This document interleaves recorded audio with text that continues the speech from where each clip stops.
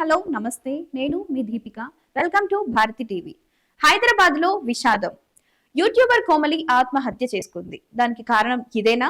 ఓ YouTuber suicide చేసుకున్న ఘటన హైదరాబాద్ చిత్రపురి కాలనీలో చోటు చేసుకుంది. కోమలి అనే యూట్యూబర్ సూసైడ్ చేసుకోగా దానికి ప్రేమ వ్యవహారమై ఘటనకు కారణంగా తెలుస్తోంది. ఓ అబ్బాయిని ప్రేమించి మోసపోయినట్లు స్నేహితులు తెలిపారు. ఘటనపై కేసు నమోదు చేసుకున్న పోలీసులు విచారణ చేపట్టారు.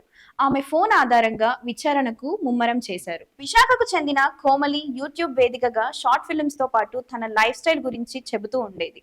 ఆమె మణికొండలోని చిత్రపురి కాలనీలో ఒంటరిగా ఉంటుంది. అయితే సోమవారం ఫిబ్రవరి 24వ తేదీన మధ్యాహ్నం ఇంట్లో ఎవరూ లేని సమయంలో ఫ్యాన్ కు ఉరివేసుకుంది. ఇది గమనించిన స్నేహితులు ఆమెను వెంటనే సమీపంలోని హాస్పిటల్ కు తరలించారు. అప్పటికే అపస్మారక స్థితిలో ఉన్న ఆమె 24 గంటల పాటు మృత్యువుతో పోరాడి మంగళవారం ఆసుపత్రిలో చికిత్స పొందుతూ కన్నుమూసింది. అయితే కోమలి ఆత్మహత్యకు ప్రేమ వ్యవహారమే కారణంగా తెలుస్తుంది. గత 3 ఏళ్లుగా ఆమె తనకు పరిచయం ఉన్న మరో యూట్యూబర్ నిఖిల్ రెడ్డితో ఆమె ప్రేమలో ఉన్న విషయం తెలిసిందే. అయితే మొదట్లో భాగంగానే ఇద్దరి మధ్య మనస్పర్ధలు వచ్చాయని, ఏడాది క్రితం బ్రేకప్ కూడా అయిందని తెలుస్తోంది. నిఖిల్ రెడ్డితో ప్రేమ విఫలం అయినప్పటికీ ఆమె ఒంటరిగా డిస్టర్బ్ అయిందని, అదే దిగులుతో ఉండేదని స్నేహితులు చెబుతున్నారు. గతంలో కూడా ఒకసారి ఆత్మహత్యాయత్నం చేసినట్టు వెల్లడించారు. కాగా ఈ ఘటనపై కేసు నమోదు చేసుకున్న రాయదుర్గం పోలీసులు విచారణ చేపట్టారు.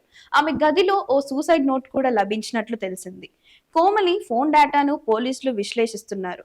సూసైడ్ చేసుకోవటానికి ముందు ఆమె ఎవరితోనైనా మాట్లాడిందా అన్న కారణంతో దర్యాప్తు చేస్తున్నారు. ప్రేమికుడు నిఖిల్ రెడ్డి ప్రమేయంపై పోలీసులు విచారణ జరుపుతున్నట్లు సమాచారం. కాగా కోమలి తండ్రి నగరంలోనే మరో చోట ఉంటుండగా తల్లి మాత్రం కువైట్ లో పనిచేస్తున్నట్లు తెలిసింది.